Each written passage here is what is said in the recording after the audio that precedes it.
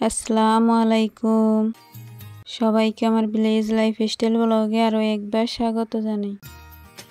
কাছে এবং দূরে, দেশ এবং দেশের বাইরে যে যেখান থেকে আমার ভিডিওটি দেখছেন, আশা করছি আল্লাহ তাআলার অসীম রহমতে সবাই অনেক অনেক ভালো আছেন, সুস্থ আছেন।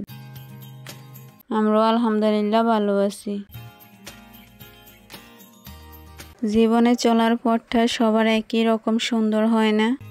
কারো কারোটা হয় ভোরের বাতাসের মতো শীতল, আবার কারো জীবনে চলার পথটা হয় দুপুরে কাঠফাটা রোদের মতো রুক্ষ। তবে যাই হোক, এগিয়ে তো যেতেই হবে।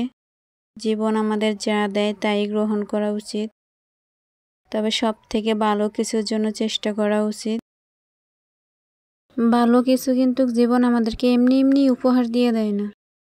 অনেক অনেক পরিশ্রমের পরে জীবনে ভালো কিছু আসে।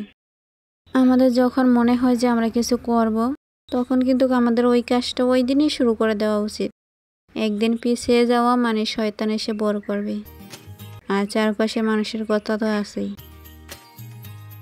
প্রতিবেশীরাই আগে শুরু করি যে এটা কোন ধরনের কাজ, এই কাজ তোমাকে দিয়ে হবে না, এই কাজ করলে তোমার কি লাভ হবে, আরও কত কি। পথটা যখন একাই চলতে হবে, তখন কে কি বলল, কে কি না বলল তা শুনে কোনো লাভ নেই। নিজের মতো নিজে পরিশ্রম করে যান, সফলতা একদিন আসবেই ইনশাল্লাহ। মানুষের মুখের কথা শোনার থেকে আমাদের উচিত আমাদের মনের কথা শোনা। আমাদের মন কি বলে, মনের ডাকে সাড়া দেওয়া।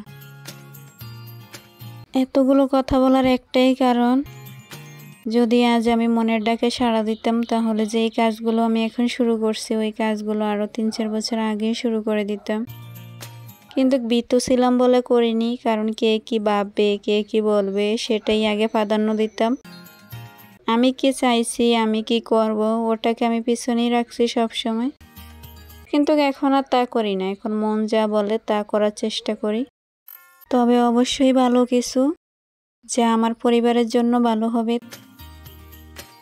আজকে তো অনেক কথাই বললাম, যদি কারো কোনো খারাপ লাগে আমার কথায়, তাহলে অবশ্যই ক্ষমা সুন্দর দৃষ্টিতে দেখবেন প্লিজ। তো একটা কমন রিকোয়েস্ট করি আপনাদের কাছে, আমার ভিডিওটির কোনো অংশে যদি কিছুটা ভালো লেগে থাকে, প্লিজ আমার ভিডিওটিতে একটা লাইক দিতে ভুলবেন না। আর আমার চ্যানেলটিকে সাবস্ক্রাইব করে পাশে থাকা বেল বাটনটি ক্লিক করে রাখবেন। এতে করে আমি কোনো ভিডিও ছাড়ার সাথে সাথে আপনার কাছে নোটিফিকেশন চলে যাবে। আপনি চাইলে সময় সুযোগ করে আমার ভিডিওটি দেখে নিতে পারবেন। আপনারা চাইলে আমার কথা বা কাজের ভালো লাগা মন্দ লাগা জানাতে পারেন কমেন্ট করে। টানা 4-5 দিন বৃষ্টির পরে আজকের দিনটা খুবই সুন্দর ছিল, চারিদিকে রোদে ঝলমল করছিল। আর আমিও বাসার অনেকগুলো কাজ করে নিয়েছি যা এতদিন জমিয়ে রেখেছিলাম। এবার আপনাদের কাছ থেকে বিদায় নেওয়ার পালা। সবাই ভালো থাকবেন, সুস্থ থাকবেন, সুন্দর জীবন কাটাবেন আর আমাদের জন্য দোয়া করবেন। আল্লাহ হাফিজ। আসসালামু আলাইকুম।